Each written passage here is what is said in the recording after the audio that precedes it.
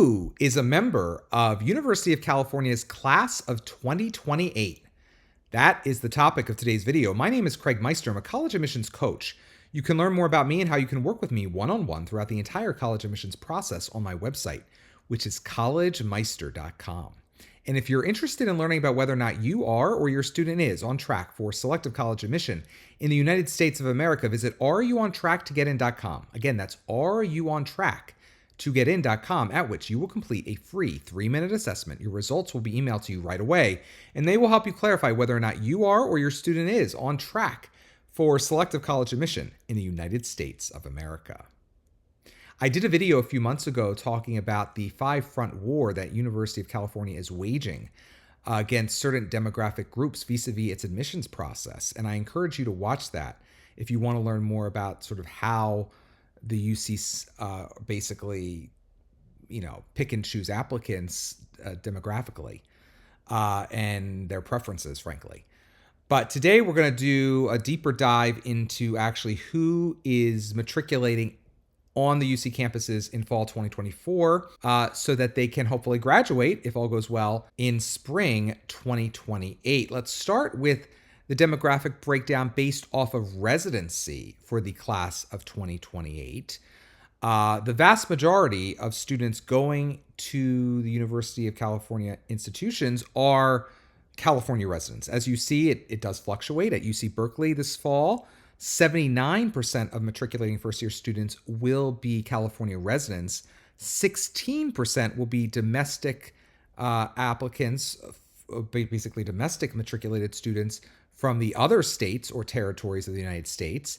And only 5% will be international students. But on other campuses, the numbers are quite different. For instance, on UC Davis's campus, there are going to be more international first-year students than there will be non-residents of California who happen to be domestic students. So that's quite interesting. My goodness, UC Davis is really packing it full of international students, whereas non-Californian Americans or domestic applicants or domestic students will be the smallest percentage of individuals on campuses, if we're breaking it on campus at UC Davis, at least, as we're breaking it up based off of California resident versus domestic US versus international. But again, these numbers fluctuate depending on the campus. Merced, my goodness, only 4% domestic out of state, whereas 11% are international, 67% are California residents at UCLA, 22% are domestic out of state, and 11% are international. So again, these numbers fluctuate. UC Santa Cruz, UC Santa Barbara, and UCSD are all over the place in terms of these numbers. But of course, one thing is for sure, California residents dominate all the UC campuses, the least of which, of course, is Irvine with only 54%. But all the others, again, as high as 84% at Merced, but 68% on average. UC Berkeley is almost 80%. Now, interestingly, this is not the only information I want to share today as it relates to data shared by the UC system recently that would be, I think, quite interesting to those who view my videos here.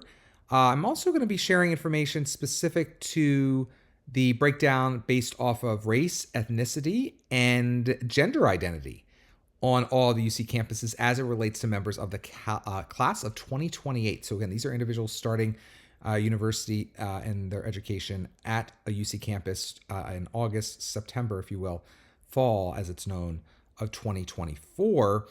Here we go. African American numbers first. As you see across the board, basically we're fluctuating between a low of 4% and a high of 8%. So on average, 6% of all UC campuses are student population for first-year matriculants, members of the class of 2028 are going to be African American. And we see that UC Berkeley has 5%, UC Davis 4% Black or African American, Irvine 5%, UCLA has a higher percentage, the highest of all of them, 8%. And then again, UCSD, UCSB, and UC Santa Cruz all coming in at 4%.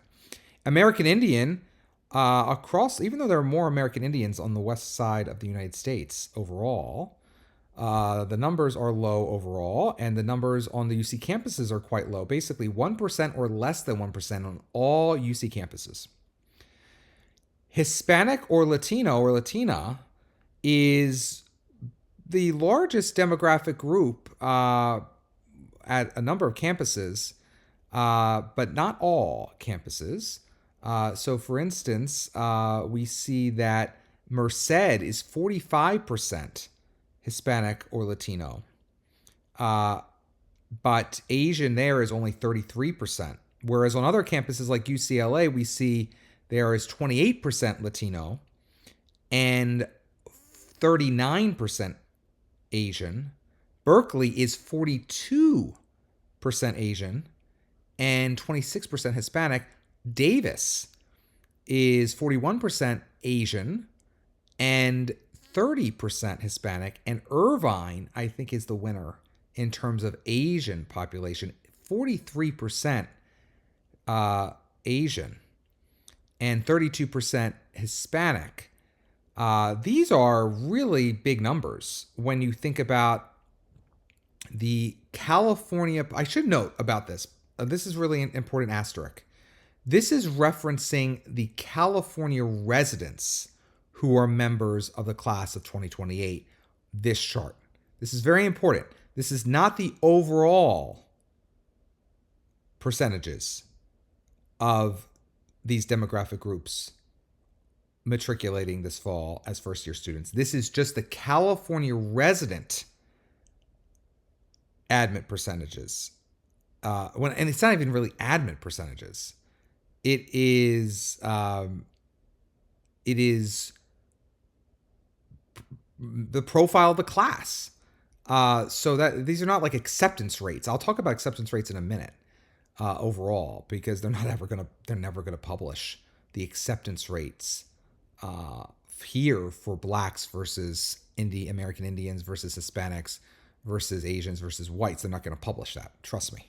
But what you're seeing here, even though it's sort of listed as admit percentages, what you're seeing here is for California residents who are starting this fall as a first-year student. What you're seeing here is the percentages of each demographic group of within the California resident population of those. So again, for some of these campuses that we discussed earlier, this could be in this almost 80% of the student population on campus with our California residents. It could be as low as the mid 50s. But in all cases, the majority of students on these campuses are California residents. So this is breaking down the California residents only, which is interesting because, 30-some% of California residents are still white. But look at the white numbers of here. I mean, this is amazing to me. If affirmative action was still something that was legal in the United States and or California, whites would qualify at this point for affirmative action because they are underrepresented as it relates to the population overall of California, though there will be others who make the argument that of the 18-year-old population of California, this might be the direction the UCs want to go in because the overall population of California is top-heavy with whites on the older end of the spectrum, whereas the younger end of the spectrum is far more diverse, meaning individuals who are not white in that context. If we're saying not diverse in that sense, diverse is basically California. I mean, California is a very diverse state, but specifically here, you see that overall, only 18% of first-year students in the UC system this fall are going to be white. 20% at Berkeley, 15% at Irvine. Whoa, goodness gracious. It could be as high as 24% at Santa Cruz. But again, this is very interesting demographic information for you to put in your pipe and smoke. as they used to say. I don't know if we're allowed to say that anymore in this very anti-smoking environment we find ourselves in, but that's an old saying. I like maxims. That's an old saying. They also break it down by income level. And what you see here is that income levels, low income is a real priority for the UCs, as I've indicated in that previous video. And not low income is the other terminology they're using. So they're not saying high income. They're simply saying not low income are the rest of the individuals or unknown. And what you see, of course, is that Merced has the highest percentage of low income. It's half low income, and it is 42% not low income and 9% unknown, whereas UC Berkeley is only 29% low income, and UCLA is only 31% low income, and UC Santa Barbara is only 32% low income, and UC Santa Cruz is only 31% low income. Now, let's talk about gender identity, because this is a problem, in my opinion, I have the right to my opinion, across the United States, where higher education has become highly female, and it's not a 50-50 spread, trust me, anymore. And as you see at the UCs, that is definitely the case. The one exception almost is Merced, but again, overall, this is a situation where basically 60%, 55 to 60% overall of the students who are first year this fall will be female. Only anywhere between 36% and 40%, or 41 or 46, depending on the school, are male. And a significant but small minority of students, of course, are not currently identifying as male or woman, man or woman.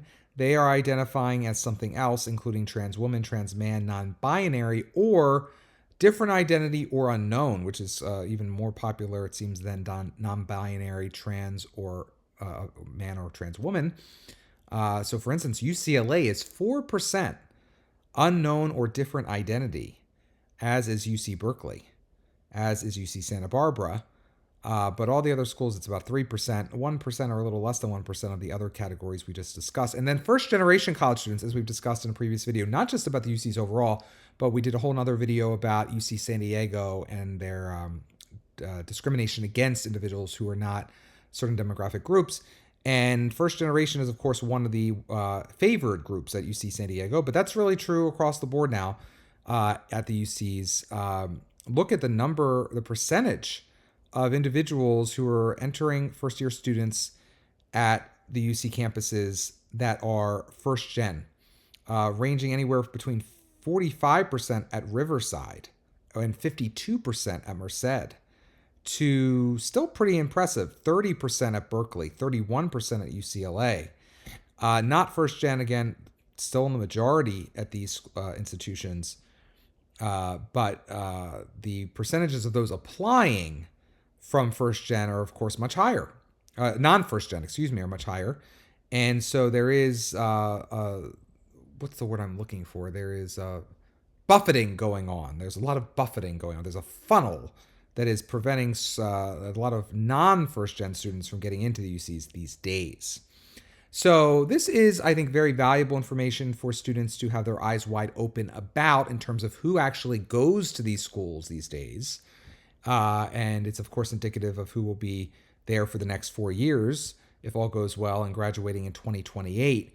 I also just want to share, I don't have the data shared by the UCs yet, but I do have the data for basically last year, which is, what are the acceptance rates of these schools? I'm not going to visualize that. I'm just going to show you pretty scenes of California as we discuss this. But what I will say is I do have some information about the overall acceptance rates at these different campuses.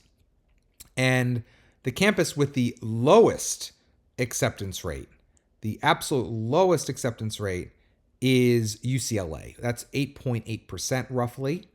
The next lowest acceptance rate is UC Berkeley with an 11.7% rough acceptance rate. And then from there, things get much less selective. Still selective, don't get me wrong, but much less selective, insofar as we have schools like UC SD, that's UC San Diego with a 24.7% acceptance rate. UC Santa Barbara with a 28% acceptance rate. And I skipped one. There's UC Irvine with a 25.7% acceptance rate. Then the next tier up, of course, we have institution like UC Davis, which is 41.9% acceptance rate. And then we also have the next tier up, which is Merced, Riverside, and Santa Cruz, which acceptance rates for at Santa Cruz is 62.8%, Riverside 73%, Merced is 87%. So that gives you a sense of the quite large spectrum of acceptance rates at these different campuses overall. Yield-wise, it's also interesting. I mean, the yield at UC Santa Cruz is only 10%. I mean, it's a very low yield, whereas Berkeley is 45%, and UCLA is roughly a yield of 52%. Merced has a pretty low yield too, 10%. Riverside, 15%. UC San Diego, somewhere sort of in between 21.9%. UC Santa Barbara is only 15.9%. And Irvine is 22%, maybe 23%. And UC Davis is 17%. In terms of SAT scores, of course, I can't share anything because they are test free now in the UCs. They will not look at your SAT scores. They will not look at your ACT scores. But as it relates to GPA, the GPA at Merced, middle 50%, is 3.3%, 3.3 GPA, all the way up to 3.9 GPA. So it's a middle 50% of those students accepted. And it goes all the way up, though, to 4.23 to 4.53 GPA, middle 50% at UCLA, and 4.28 to 4.62 GPA at UC Berkeley. The number of AP courses or honors courses taken over one's high school career also fluctuates, as low at Merced as 5 to 10.5. That's the middle 50% accepted at Merced. All the way up to UCLA, which has a middle 50% of AP and honors courses. IB would fall into that as well. The middle 50%, 9.5 up to 14.5. So again, taking more rigorous coursework and doing well on it is obviously a very smart idea wherever you're applying in the United States. That's particularly true in the UCs, because the selective UCs like UCLA, UC Berkeley, etc., because they don't look at scores. So the transcript really will tell the tale in many ways, beyond, of course, the other stuff we talked about in these other videos that are demographically based. So keep all that in mind if you are a fan of the UC system. The UCs, of course, UCLA, the most selective, UC Berkeley just a hair below, and then sort of all the rest. But again, obviously, there are some more intriguing ones than others if we're thinking about selectivity. I really do still like UC Santa Barbara. I am somewhat of a fan of UC Santa Cruz as well, even though that's less selective. I'm not a huge fan of UC San Diego, as I mentioned in a previous video, and I explained why in that video. I'll link that below in this video's description as well. But good luck if you are looking to navigate the process of earning admission into a UC in 2025 or later. My name again is Craig Meister. If you've enjoyed this video, please give it a thumbs up and consider subscribing to my channel. If you'd like to work with me one-on-one throughout the entire college admissions process, go to my website, which is collegemeister.com. Until next time, stay safe, stay well, and most importantly, stay stress-free throughout the entire college admissions process.